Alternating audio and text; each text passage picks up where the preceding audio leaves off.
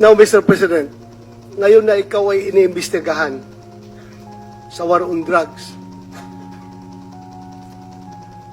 where are they now? Yung mga nagsusuporta sa iyo noon sa war on drugs. Hindi natin narinig ngayon. Iniwan ka sa ere. Ano po yung naramdaman mo? Takot. Alam ko kasi yung tao. Yung, for the good time lang yan sila. Yung mga crisis kang ganito, wala ka namang kaibigan. Tama naman sabihin ng tao na, bakit kami may utang na loob sa iyo? Bayad ka.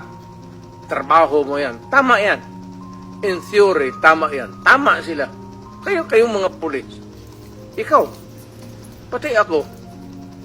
Pero, yung dapat lang yung malaman na yung pagiging mayor ko, pagiging talagang presidente, dinibdib ko yan.